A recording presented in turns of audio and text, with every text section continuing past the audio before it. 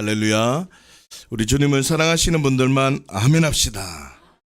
오늘은 데살로니가전서 2장 15절에서 16절까지의 말씀으로 하나님을 기쁘시게 하는 삶이 됩시다 라는 말씀의 제목으로 함께 하나님 앞에 있기를 원합니다. 데살로니가전서 2장 15절에서 16절까지 말씀을 함께 합독해 보십시다. 시작. 유대인은 주 예수와 선지자들을 죽이고 우리를 쫓아내고 하나님을 기쁘시게 하지 아니하고 모든 사람에게 대적이 되어 우리가 이방인에게 말하여 구원받게 함을 그들이 금하여 자기 죄를 항상 채우매 노하심이 끝까지 그들에게 임하였느니라. 아멘. 오늘 본문은 유대인들의 7가지 죄를 나열하고 있습니다. 그 속에 그 구조를 잘 생각해 보면 어떻게 하는 것이 하나님을 기쁘시게 하는 것인가를 우리에게 선언하고 있는 본문입니다. 오늘 말씀을 통해서 하나님을 기쁘시게 하는 삶이 되시기를 예수님의 이름으로 축복합니다. 자, 15절을 함께 한번 보십시오. 15절을 보시면 유대인은 주 예수와 선지자들을 죽이고라고 선언하고 있습니다. 유대인은 주 예수와 선지자들을 죽이고, 이 말이 유대인들은 주 예수와 선지자들을 죽였다 이렇게 한 문장으로 보이는데 원문을 보시면 다른 의미가 있다는 것을 확인할 수 있습니다. 자, 원문을 보시면요, 톤카이, 톤키리온, 아포크레이난톤이라고 되어 있습니다. 먼저 이 말이 무슨 뜻이냐면 그들이 주를 죽이고 나서 이런 말입니다. 그들이 주를 죽이고 나서 그 다음에 예순카이루스 프로페타스, 이 말이 뭐냐면 예수와 선지자들이다 라고 얘기하고 있습니다. 무슨 뜻이냐면 유대인들은 하늘에서 오신 사람, 하나님, 그분을 주인인데 메시아인데 그를 죽였다라는 뜻입니다. 먼저 유대인들은 하늘에서 온 사람인 주를 죽였으며 그 다음에 예수와 선지자들까지 죽였다라는 뜻입니다. 크게 두 문장이라는 뜻입니다. 주를 죽였다. 그리고 예수와 선지자들을 죽였다. 자, 그렇다면 오늘 본문에서 선언하는 유대인들의 죄는 크게 7가지라는 것을 알 수 있습니다. 첫째, 주를 죽였고, 둘째, 예수와 선지자를 죽이고, 셋째, 우리를 쫓아내고, 넷째, 하나님을 기쁘시게 하지 아니하고, 다섯 번째, 모든 사람에게 대적이 되고, 여섯 번째, 유대 이방인이 구원받게 함을 금하였고, 일곱 번째, 자기 죄를 항상 채운다. 그 결과 노하심이 끝까지 그들에게 임하였다라는 뜻입니다. 여러분, 히브리 문법 중에 카이즘 구조라는 것이 있습니다. 카이즘 구조로 이 유대인들의 7가지 죄를 살펴보면 하나님을 기쁘시게 하는 것이 무엇인지 우리가 발견할 수 있다는 것입니다. 여러분, 유대인들의 죄를 카이즘 구조로 확인을 하면 첫 번째와 7번째가 같은 내용이고, 두 번째와 6번째가 같은 내용이고, 세 번째와 5번째가 같은 내용이고, 마지막 4번째가 이야기하고 싶은 내용입니다. 그게 바로 히브리 문법 중에 카이즘 구조라는 뜻입니다. 여러분, 자, 그 구조를 보면요, 첫 번째, 죄인인데 주 그리스도가 구원자가 죽으신 이유는 무엇 때문이라는 겁니까? 자기 죄, 내가 주인된 죄 때문에, 주인된 죄를 항상 채웠기 때문에 주가 죽었다라는 뜻입니다. 맞죠? 예수님이 죽으신 이유는 어떤 죄의 종류나 죄의 무게 때문에 죽은 것이 아니라 각기 제 길로 간 것 때문에 예수님이 죽으신 겁니다. 자, 두 번째, 죄인. 그 두 번째 죄는 뭐냐 하면 예수와 선지자를 죽인 이유는 구원받는 것에 대한 관심이 없었기 때문입니다. 두 번째 죄는 뭐냐 하면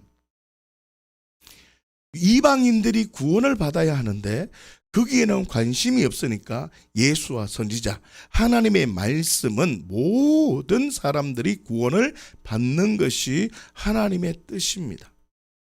그것을 몰랐다는 것입니다. 또 세 번째 죄는 무엇입니까? 우리를 쫓아내는 이유는 뭐라고요? 모든 사람에게 대적이 되었다는 뜻입니다. 다르게 표현하면 혈과 육의 싸움을 했다는 것입니다. 그 결과 어떤 일이 발생합니까? 하나님을 기쁘시게 하지 아니하고 노하심이 끝까지 그들에게 임하였다라는 뜻입니다. 자, 그러면 이 7가지 죄를 뒤집어 보면 하나님을 기쁘시게 하려면 어떻게 해야 되는지를 알 수 있다는 것입니다. 자, 다시 한번 볼까요? 첫 번째, 자기 죄 뭘까요? 내가 주인된 죄를 인정하고 예수님을 주인으로 딱 고백을 하면 하나님이 기뻐하신다는 뜻입니다. 자, 두 번째, 예수님과 선지자의 말, 하나님의 말씀을 귀하게 여겨야 됩니다. 그래서 종교적으로 반응하는 삶이 아니라 진정한 그리스도인이 되어서, 그리스도인이 되었다는 말은 예수와 선지자들의 말에 집중합니다. 예수와 선지자들의 말에 집중하면 어떤 결론이 나느냐? 구원. 다시요. 6번째 얘기처럼 이방인이 구원받게 함을 금하지 않습니다. 이 말이 무슨 뜻이냐? 예수님의 재림을 위해서 모든 사람이 구원받기 위해서 살아가는 것이 하나님이 기뻐하는 삶이라는 뜻입니다. 세 번째, 모든 사람을 대적하는 혈과 육의 삶이 아니라 악한 영과 싸우는 진정한 파이트로 살아갈 때 하나님이 기뻐하신다는 뜻입니다. 사랑하는 조양가족 여러분, 하나님을 기쁘시게 하는 삶이 되기를 원하십니까? 첫째, 예수님을 주인으로 고백하셔야 합니다. 고린도후서 5장 15절 말씀을 함께 보십시다. 시작. 그가 모든 사람을 대신하여 죽으심은 살아있는 자들로 하여금 다시는 그들 자신을 위하여 살지 않고 오직 그들을 대신하여 죽었다가 다시 살아나신 이를 위하여 살게 하려 함이라. 아멘. 본문에 정확하게 이야기하고 있습니다. 예수님께서 모든 사람을 대신하여 죽으신 이유가 그들 자신을 위하여 살지 않고 오직 그들을 대신하여 죽었다가 다시 살아나신 이를 위하여 살기 위해서 예수님이 죽으신 것입니다. 다시 말하면 예수님께서 십자가에 죽으신 이유는 죄의 종류나 무게 때문이 아닙니다. 죄의 크기 때문이 아닙니다. 그들 자신을 위하여 살아간 죄, 그들 자신을 위해서 살아간 죄, 내가 주인된 죄 때문에 예수님께서 십자가에 죽으신 것입니다. 그런데 우리가 내가 주인되어서 내 마음대로 살아간다면 하나님이 기뻐하실까요? 기뻐하지 않을까요? 기뻐하지 않는다는 겁니다. 신앙의 어떠한 행위도 기뻐하지 않는다, 이 말입니다. 한번 생각해 보십시다. 부모님이 치아가 굉장히 불편합니다. 씹는 것 자체가 힘들어 하십니다. 그래서 늘 식사하기가 불편해하는 부모님이 계십니다. 그런데 이 아들이 부모님을 생각해서 최고급 스테이크 집으로 모시고 갑니다. 최고급 스테이크 집으로 모시고 갑니다.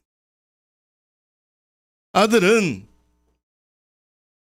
부모님과 함께 거금을 들여서 최고급 스테이크 집으로 식사를 하러 갔는데 부모님이 식사를 제대로 못합니다. 그러니까 아들이 부모님에게 왜 그렇게 못 드십니까? 왜 그렇게 못 드십니까? 라고 합니다. 여러분들은 이 상황을 어떻게 생각하십니까? 아들은 아들 입장에서 효도를 하는 겁니다. 아들 입장에서 효도를 하는 겁니다. 우리도 마찬가지입니다. 신앙생활은 내 마음대로 하는 것이 아닙니다. 어찌면 부모님은 식사보다 같이 함께 있는 게 더 좋을 수 있습니다. 우리 하나님도 마찬가지입니다. 내 마음은 못 알아주고 자꾸 무엇을 드리려고 합니다. 하나님 기뻐하지 않습니다. 신앙생활은 내 마음대로 내 열심으로 하는 것이 아니라는 뜻입니다. 사랑하는 조양가족 여러분, 하나님을 기쁘시게 하는 삶을 살기를 원한다면 나의 옳음이 아니라 하나님만 언제나 옳다는 가치로 살아야 한다는 것을 기억하십시오. 그래서요, 말씀을 읽어야 합니다. 사랑하는 조양가족 여러분, 하나님을 기쁘시게 하는 삶이 되기를 원하십니까? 그렇다면 두 번째로 예수님의 재림을 단 1초라도 앞당기는 삶을 살겠다 결단하셔야 됩니다. 마태복음 24장 14절 말씀입니다. 함께 보십시오. 시작. 이 천국 복음이 모든 민족에게 정언되기 위하여 온 세상에 전파되리니 그제야 끝이 오리라. 아멘. 천국 복음이 모든 민족에게 정언되어야 하는 이유를 무엇이라고 얘기합니까? 그제야 끝이 오기 때문입니다. 진정한 끝이 오기 때문입니다. 내가 주인 되어서 자신을 위해 살았기 때문에 자신을 위해서 살았기 때문에 예수님께서 십자가에 죽으셨고 다시 살아나신 이를 위해서 살아가기 위해서 예수님께서 부활하셨기 때문에 그리스도인의 끝은 오직 예수님으로 시작해서 예수님으로 끝나야 되기 때문에 오직 예수님께 고정되어야 됩니다. 그러면 예수님을 기대해야 된다는 뜻입니다. 예수님을 기대한다는 말은 끝을 기다린다는 것입니다. 예수님을 기대한다는 사람이 예수님이 빨리 오시도록 하는 삶을 살지 않는데 하나님이 기뻐하실까요? 기뻐하지 않습니다. 여러분, 많은 신앙인들이 얼마나 많이 속고 있는 줄 아십니까? 내가 주인된 죄 때문에 예수님이 내가 되어 죽으셨다는 것을 모릅니다. 그냥 죄의 종류나 무게나 너 아담 때문에 너가 죄인이야, 이런 외적인 환경과 너의 어떤 실수로 예수님이 십자가에 죽었다고만 합니다. 그리고 두 번째, 그걸로만 해도 말씀을 보면 다행인데 말씀을 안 봅니다. 왜요? 말씀을 볼 수가 없습니다. 예수님이 시작이 안 되고 예수님이 마지막이 안 되기 때문에 예수님이 재림하기 위해서 살지 않습니다. 내가 잘 먹고 잘 사는 게 신앙생활의 목적입니다. 내가 잘 먹고 잘 살아는 게 신앙생활의 목적이라고. 그런데요, 예수님이 내 안에 오시고 예수님을 위해서 살아가고 예수님이 재림하기 위해서 살아가면 풍성한 열매가 항상 있는 증인의 복을 주십니다. 이 복을 사모하시기를 예수님의 이름으로 축복합니다. 여러분, 우리가 예수님의 재림을 앞당기겠다는 마음이 없으면 신앙의 어떠한 행위도 기뻐하지 않는다는 것을 기억하셔야 됩니다. 한 주간 돌아보십시오. 우리는 복음을 전하는 삶을 살았는가? 복음을 전하는 삶을 살았는가? 복음을 위해서 살았는가? 만약에 그렇지 않는다면 하나님을 기쁘시게 하는 삶 살지 않았습니다. 속으시면 안 됩니다. 기도했다고요? 속지 마십시오. 말씀을 받다고요? 속지 마십시오. 하나님을 기쁘시게 하는 삶은 복음을 전하는 삶입니다. 노르웨이의 시인 가르보르그는 이렇게 말을 했습니다. 약은 돈으로 살 수 있지만 건강한 잠은 살 수 없다. 다시 말하면 돈은 행복의 가치가 아니다라는 뜻입니다. 돈으로 살 수 없는 것이 있다는 뜻입니다. 사랑하는 조양가족 여러분, 많은 그리스도인들이 복음을 위해서 살고 싶어 합니다. 그리고 끝 예수님의 재림을 기대합니다. 그런데 쉽게 넘어지고 하나님을 기쁘시게 하는 삶을 살지 못하는 이유가 있습니다. 다시요. 세상이 줄 수 없는 위로나 세상이 줄 수 없는 능력, 인간의 방법으로는 도저히 해결할 수 없는 그 문제 해결을 경험하지 못했기 때문입니다. 내가 할 수 있는 일을 계속 내가 해봤기 때문에 하나님이 필요 없습니다. 그런데 하나님이 행하신 일을 경험해보지 못했습니다. 그래서요, 하나님을 기쁘시게 하지 못합니다. 두 번째, 경험을 했을지라도 예수와 선지자를 죽입니다. 이 말이 무엇이냐? 말씀의 진리로 들어가지 않는다, 이 말입니다. 진정한 가치, 하나님 나라의 가치를 발견하지 못했다는 뜻입니다. 사랑하는 조양가족 여러분, 하나님을 기쁘시게 하는 삶을 살기를 원한다면 하나님만이 주실 수 있는 것을 경험하게 해달라고. 다시요. 하나님만이 주실 수 있는 것을 내가 경험하게 해달라고 기도하십시오. 우리의 기도를 응답해 주시는 분이 우리 하나님이십니다.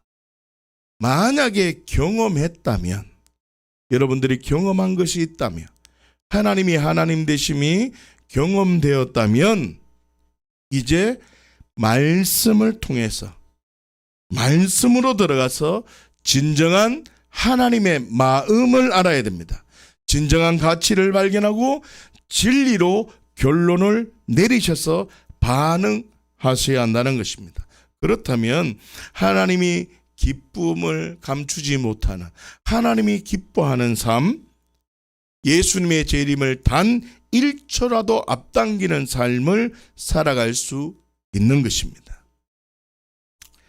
하나님을 기쁘시게 하는 삶이 되기를 원하십니까? 마지막 세 번째로, 악한 영과 싸우는 진정한 파이터가 되십시오.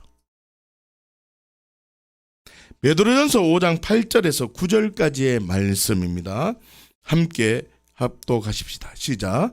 근신하라, 깨어라, 너희 대적 마귀가 우는 사자같이 두루다니며 삼킬 자를 찾나니 너희는 믿음을 굳건하게 하여 그를 대적하라. 이는 세상에 있는 너희 형제들도 동일한 고난을 당하는 줄을 알미라. 아멘. 자, 본문을 보시면 근신하고 깨어 있어라. 그 이유는 너희 대적 마귀가 우리를 삼키려 하기 때문입니다. 그렇기 때문에 우리는 그를 대적해야 됩니다. 누구를요? 마귀를. 그런데 우리는요, 악한 영을 대적해야 되는데 사람을 미워합니다. 환경을 의식합니다. 이것이 바로 우리의 어려움입니다.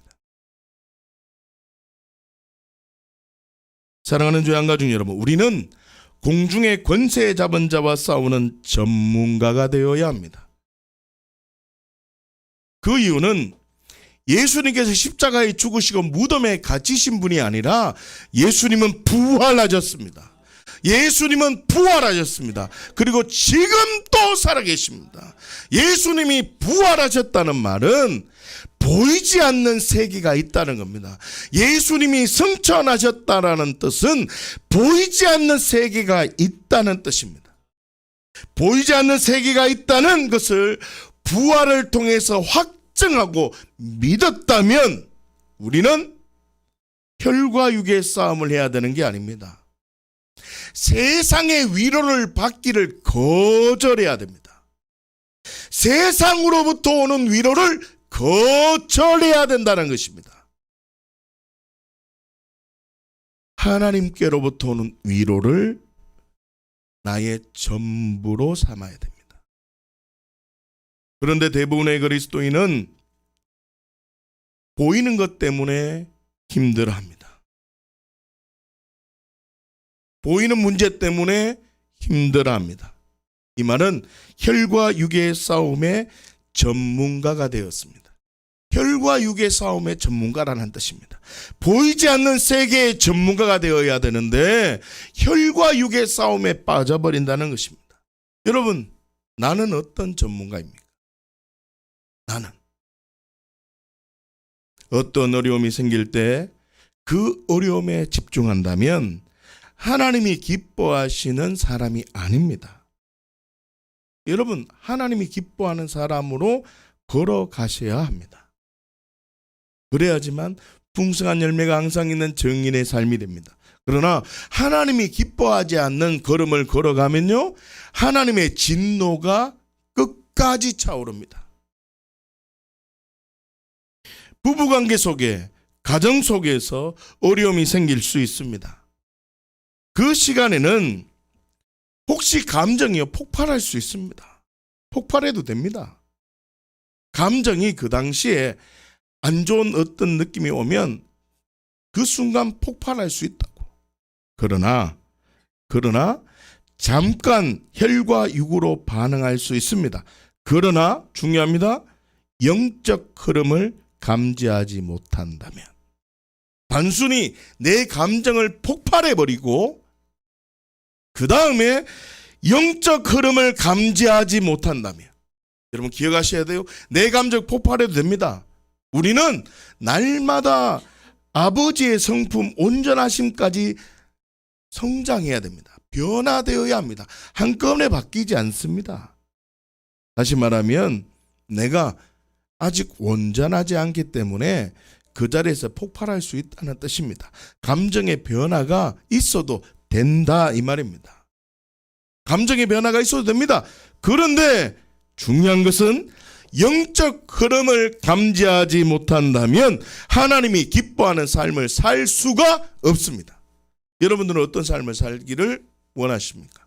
감정만 폭발하고 하나님이 기뻐하지 않는 삶을 살기를 원하십니까? 아니면 좀 폭발할지라도 영적 흐름을 인식하고 진짜 대적해야 될 것이 그가 아니라, 진짜 대적해야 될 것이 그 상황이 아니라 나의 삶을 휘감고 하나님의 복을 가로채려고 하는 어둠의 권세가 있다는 것을 알고 깨어서 싸울 것인가?